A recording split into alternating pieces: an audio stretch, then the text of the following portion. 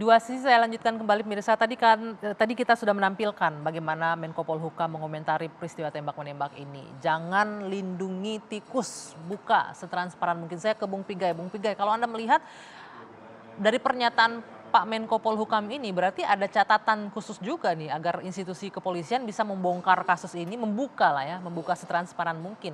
Ada istilah analogi tikus di sini, maksudnya apa kalau kita menangkap dari situ?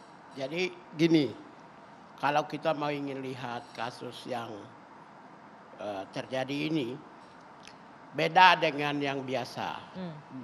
Biasanya penegakan hukum, disiplin internal kepolisian itu dilakukan aktornya yang melibatkan polisi dengan rakyat, kepolisian dengan aparat sipil lainnya, kepolisian dengan pihak swasta, kepolisian dengan institusi lain.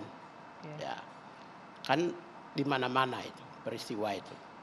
Tapi ketika terjadi peristiwa di internal kepolisian, antar polisi, maka yang dilakukan polisi adalah ini mendapat perhatian yang paling harus serius. Gitu. Serius karena di internal. Satu, kalau pihak korban sudah pasti juga memiliki informasi yang sahih, memiliki intelijen juga, memiliki kesatuan komunitasnya juga gitu. Pihak pelaku juga memiliki hal yang sama. Maka polisi di sini tidak serta-merta gegabah mengeluarkan pernyataan atau bertindak. Kemudian kasus ini kan terjadi antar lapisan bawah. Ya.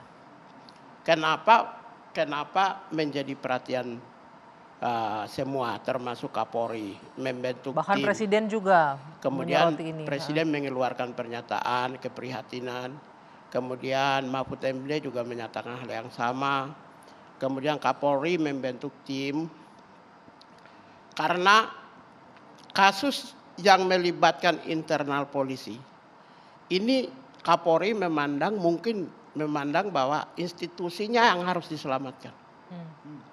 Kalau melibatkan polisi dengan rakyat biasanya berat sebelah.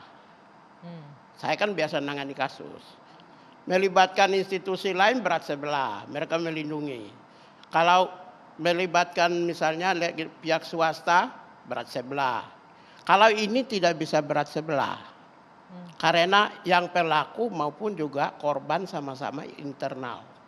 Karena itu saya bisa memaklumi kalau Kadif Humas mengeluarkan pernyataan terlebih dahulu, bisa memaklumi, melokalisir, supaya gerakan media sosial ini tidak menimbulkan amarah yang begitu luar biasa.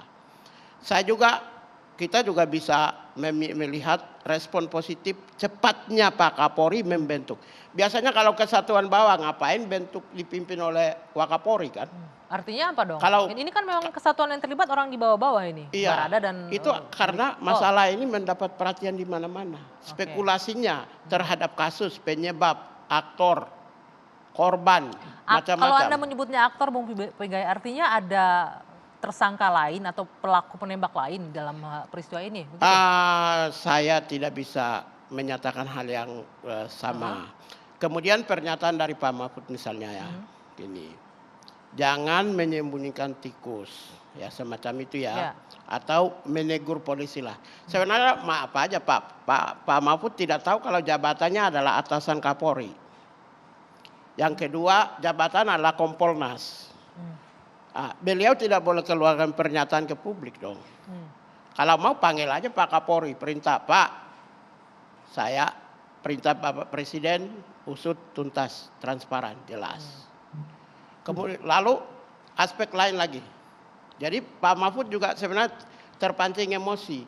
Emosi karena keprihatinan kah? Emosi karena memang tidak sadarkah? Kita juga nggak tahu. Tapi itu oke-oke aja. Namanya juga mungkin karena Presiden juga menyoroti kasus ini. Menyoroti kasus, ya. Lalu Kapolri menyatakan scientific criminal investigation. Ini gini, kan banyak yang tidak tahu nih. Khusus senjata harus scientific criminal investigation. Senjata ini dari mana, pakai apa, pelurunya dari mana, harus scientific. Nah, ini Itu mumpung yang sudah pertama. disebutkan Yang ya, kedua, mumpung sudah disebutkan saya ingatkan sedikit. Yang beredar di media saat ini adalah senjata yang digunakan oleh Baradae ini jenisnya adalah Glock. Apakah memang ini senjata organik dari prajurit? Itu jadi pertanyaan. Sudah sempat muncul juga ya, nanti Ya. mungkin Bu Sri dan Pak Ito juga bisa menjelaskan. Ya, Itu jadi pertanyaan publik juga. itu senjata ini harus scientific criminal investigation, tidak bisa konvensional. Lalu yang ketiga soal CCTV, scientific criminal investigation. Lalu yang ketiga soal retas handphone. Keluarga korban ya, keluarga yang ditembak. Scientific criminal investigation. Oleh karena itu, ketika masuk dalam scientific criminal investigation-nya, margin error-nya sedikit, tingkat kebenarannya tinggi. Nah, untuk itulah maka kita tetap prihatin apa yang komentar kritikan rakyat itu bagus. Menurut saya oke. Karena kita mau ingin hal yang sama tidak boleh terjadi lagi pada masa yang akan datang. Sebentar, sebelum saya ke Bu Sri, saya ke Pak Ito lagi. Pak Ito, ini sudah disinggung oleh Bung Pigai tadi mengenai senjata yang digunakan untuk melakukan tembakan. Disampaikan ini kan sudah beredar nih, polisi juga sudah menyebutkan bahwa yang digunakan adalah jenis Glock. Apakah memang ini senjata organik yang dipegang oleh prajurit dalam artian ajudan mungkin, pendamping? Bisa dijelaskan Pak Ito? Baik, kalau secara umum kan ada kepangkatan tamtama, bintara, dan perwira ya Mbak Anggi ya. Memang kalau digunakan penggunaannya untuk perlengkapan operasional perorangan itu rata-rata kalau untuk jenis senjata genggam ini atau jenis Glock adalah tingkatan perwira atau bintara. Tapi pengalaman saya, waktu saya berdinas ada dari tim pengaman saya, baik dari Densus ataupun dari Brimob, itu mereka meskipun tamtama karena untuk kebutuhan operasional, maka yang bersangkutan diberikan senjata Glock. Kenapa? Karena memang kegunaan dari senjata itu adalah lebih canggih daripada kendaraan senjata yang lain. Contohnya yang digunakan oleh saudara almarhum Brigadir J itu kan HS ya, buatan Ceko. Jadi saya kira kalau penggunaan itu memang kita tidak bisa merupakan harga mati Mbak Anggi ya. Tapi apa yang dikatakan Bang Pigai betul. Sekarang kan kita tinggal melihat saja apakah senjata itu memang surat-suratnya ataupun dari administrasinya memang ditujukan kepada si pemegang senjata itu atau tidak. Nah, tadi kan ada satu lagi mungkin yang scientific crime investigation itu biasanya yang lebih menentukan otopsi ya. Otopsi itu kan bisa menentukan apakah senjata itu ditembakkan dari jarak berapa, kemudian apakah ada tindakan-tindakan lain di luar daripada akibat dari penembakan senjata itu. Jadi kedokteran kehakiman ini akan sangat menentukan juga dalam penyidikan nanti, dan saya yakin bahwa tim khusus yang telah dibentuk Pak Kapolri ini sudah masuk ke dalam penyidikan yang menggunakan penyidikan ilmiah. Ya, Pak kita Ito, tinggal nunggu. Pak Ito, jenis senjata memang berbeda ya yang digunakan oleh Barada dan Brigadir Polisi, emang beda ya? HS9 dan Glock 17 itu? Yang jelas kapasitas atau kualifikasi atau kemampuan dari senjata itu pasti beda tergantung daripada negara pembuat atau pabrikannya ya Mbak ya. Dan itu pun juga kan Indonesia tidak membeli dari satu negara saja. Kemudian di sana memang kemudian dilakukan satu pemilahan siapa-siapa yang menggunakan senjata tersebut. Sebagaimana saya sampaikan, kita juga melihat daripada kebutuhan. Karena kan untuk pengawal ya biasanya artinya biasa untuk Barada menggunakan Glock itu ya Pak Ito ya? Tergantung jabatannya dia atau tugasnya dia ya. Jadi seperti anggota yang ditugaskan di Densus atau di fungsi-fungsi tertentu itu harus menggunakan senjata yang memang memiliki kemampuan yang paling baik ya. Sehingga saya kira tidak menjadi standar bahwa seorang tamtama itu tidak berhak untuk memegang senjata dengan jenis Glock. Itu sepengetahuan saya demikian ya Mbak Anggi. Oke, baik. Bu Sri, kalau dari Anda sendiri melihatnya seperti apa Bu dengan ini jadi sorotan publik luar biasa. Ada banyak kejanggalan, tadi Bung Piga udah menyebutkan mulai dari penggunaan senjata, tadi Pak Ito udah menjelaskan ya bisa saja walaupun di posisi tamtama bisa menggunakan Glock. Kemudian ada juga CCTV. Sebelum dijawab saya mau tampilkan dulu ya, ini tanggapan dari atau pernyataan dari Ketua RT di lokasi kejadian. Kita bisa tampilkan untuk kita saksikan bersama. Disebutkan bahwa kondisi CCTV-nya itu, ini Ketua RT geram CCTV komplek diganti polisi usai baku tembak di rumah Irjen Pol Verdi saya ini jenderal katanya begitu. Nah, Bu Sri, Anda juga pernah tour on duty di mana-mana lah ya, sebagai Kapolres juga, Kapolsek juga, dan terakhir sebagai Pati juga. Artinya sudah bisa juga melihat dari kasus ini apa yang menjadi catatan yang mungkin bisa menjawab pertanyaan publik saat ini nih Bu Sri, atau kejanggalan-kejanggalan yang muncul di publik. Ya, terima kasih Mbak Anggi atas pertanyaannya. Pertama-tama pada kesempatan yang khusus ini perkenankan saya sebagai mantan anggota Polri menyampaikan ucapan duka yang mendalam kepada keluarga Ananda Yosua. Semoga almarhum diterima di sisinya dan keluarga diberikan ketabahan dan persoalan ini segera terungkap.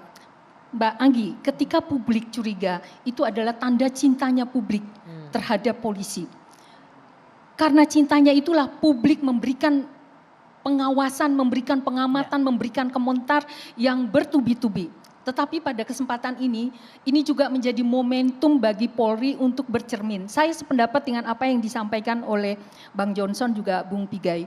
Karena memang di era yang serba terbuka ini ibarat kita hidup dalam sebuah akuarium. Tidak ada hal yang bisa kita tutupi dan terlalu beresiko dan terlalu mahal untuk menyembunyikan fakta hanya untuk seorang mengorbankan 465.000 personil yang tersebar di seluruh Indonesia. Saya yakin itulah mengapa Kapolri secara tegas, tim yang dibentuk itu melakukan pencarian fakta. Fakta itu akan disandingkan dengan temuan penyidik. Kalau sampai ada berbeda di situ ada apa dengan penyidik? Jadi ini adalah keterbukaan Polri di zaman sekarang yang harus kita dorong terus. Maka dari itu dengan dibentuknya tim ini barangkali kalau boleh saya berharap kita boleh mengamati dan kita harus mengawal kasus ini, tetapi kita janganlah membangun asumsi-asumsi liar yang justru merugikan diri kita sendiri, membuat dosa, bahkan menciptakan cedera-cedera baru. Cedera-cedera baru. Oleh karena itu kita tonton bersama, kita saksikan bersama, kita kawal bersama kerja-kerja kepolisian bersama tim ini. Saya yakin sekali kita tahu tadi pernyataan Kabid Humas, Karopenmas yang semula berniat melokalisir karena disampaikan tidak utuh, akhirnya apa? Yang terjadi blunder. Nah ini jangan sampai terjadi dan mari kita izinkan, saya yakin tim ini akan membentuk media krisis atau krisis center nantinya yang akan memberikan laporan kepada publik. Karena apa? Institusi ini jauh. Ini institusi negara. Oke, Bu Sri, sedikit tadi Anda menyampaikan jangan berasumsi yang macam-macam, jangan menduga-duga gitu kan ya. Tapi kita tidak bisa memungkiri ada fakta-fakta yang kemudian muncul. Tadi seperti disebutkan bahwa keluarga korban handphonenya sudah mulai diretas. Kemudian keluarga korban yang di Jambi mengaku didatangi aparat kepolisian. Jumlahnya juga luar biasa. Saya ingin hadirkan ya informasinya ini. Jumlahnya juga luar biasa. Ini kenapa begitu kan ya.